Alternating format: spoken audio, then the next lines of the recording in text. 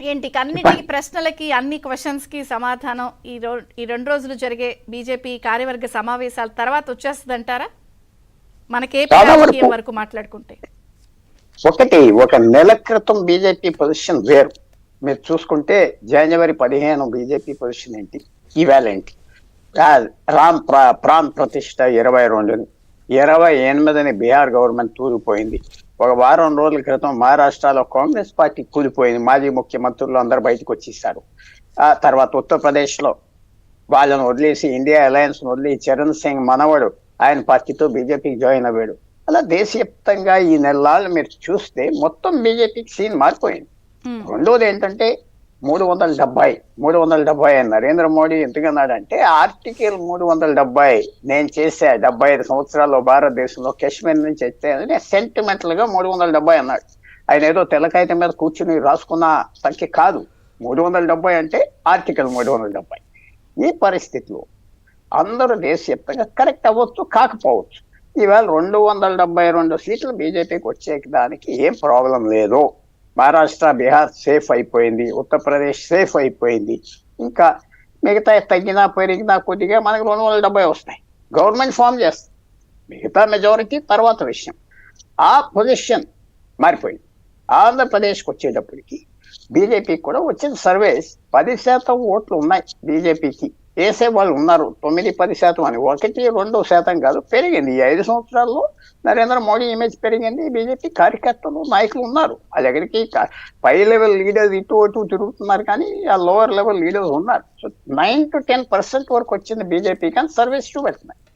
ఇవన్నీ మీరు జ్ఞాపకం పెట్టుకున్నాక ఇంకొక చిన్న పాయింట్ ఏంటంటే బీజేపీ ఒక రాష్ట్రంలో పెరగాలంటే 15-20-25 సంవత్సరాలు అలా పనిచేస్తా రావాలి. ఉత్తరప్రదేశ్ లో బీజేపీ 92లో గవర్నమెంట్ ఫామ్ చేసిందంటే 51తో స్థాపించిన పార్టీ 41 సంవత్సరం పడింది. ఇప్పుడు బీహార్ లో స్థాపించలేకపోయారు. రాజస్థాన్, మధ్యప్రదేశ్ మీరు అడగవచ్చు. అలాంటి రాష్ట్రాల్లో బీజేపీ 77 నుంచి వచ్చిందంటే అక్కడ రాజాలు 200-300 మంది రాజాలు పూర్వం నుంచి ఉన్న వాళ్ళు బీజేపీకి వచ్చారు అధికారులుగా. సో తెలంగాణలో ఏదో వచ్చేసిన మన అధికారం వచ్చేసాక అవ్వదు. ఇంకో 5-10 సంవత్సరాలు అలా పనిచేస్తే ఒక లెవెల్కి వస్తాయి. ఆంధ్రప్రదేశ్, మన రాష్ట్రం వచ్చింది ఏంటి, వాళ్ళు పొత్తు పెట్టుకుని చాలా మంది పెద్ద నాయకులు అన్న మాటలు బయటకు వచ్చింది ఈ మీటింగ్ లో.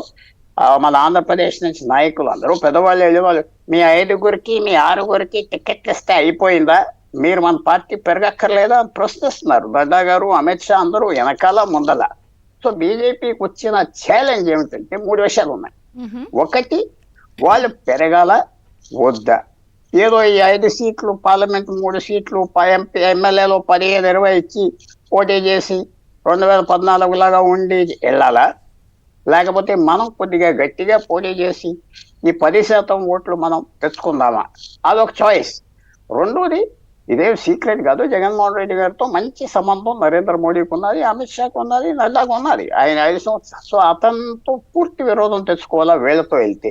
2, 3, ఎప్పుడైతే మనకు దేశవ్యాప్తంగా మెజారిటీ ఎష్యూర్ అయిందో, ఆంధ్ర నుంచి 5 ఎంపీలు 10 ఎంపీలు రాకపోతే పోయిందేముంది, మనకు మెజారిటీ వస్తే అందరూ వస్తారు కదా మన దగ్గరికి, ఆ థాట్ ఉంది. ఈ 3-4 ఆప్షన్స్. ఒకటి, మీరు చెప్పిన 3 వ్యాలిడ్ పాయింట్స్ తో పాటు అదనంగా ఇంకొక చర్చ ఏమిటంటే, కేంద్ర పెద్దలే మొన్న జరిగినటువంటి పార్లమెంటరీ కమిటీ మీటింగ్ ఏదైతే ఉందో అది కూడా వచ్చిన వార్త బయటికి. ఏమని, ప్రతి రాష్ట్రంలో వాళ్ళ పార్టీ ఎమ్మెల్యేలు, ఎంపీలు ఈసారి రిప్రజెంటేషన్ ఉండాలని. కరెక్ట్. ఈవేళ తమిళనాడులో 4% ఓట్లు ఉన్నాయి. ఏపీ వ్యాప్తంగా కూడా పాత మిత్రులు, ఎన్డీఏలో ఉన్నటువంటి పాత స్నేహాలందరినీ కూడా మళ్ళీ రివైవ్ చేసుకోవాలన్నది కూడా చర్చ ఇప్పుడు. 100% ఆ చర్చ ఉన్నది. అలాగే వాళ్ళందరినీ తీసుకొస్తున్నారు. ఎవరినైతే గెంటీసారో వాళ్ళ దగ్గరికి వెళ్తున్నారు, చేస్తున్నారు. కానీ ఆంధ్రప్రదేశ్ భారతదేశంలో బీజేపీకి వీకెస్ట్ స్టేట్. ఒక ఎమ్మెల్యే లేడు, ఒక ఎంపీ లేడు, ఎవరు లేరు. ఇప్పుడు నేను చెప్పిన పాయింట్కి 4 ఎంపీలు ఇచ్చారు, ఒక 12 మంది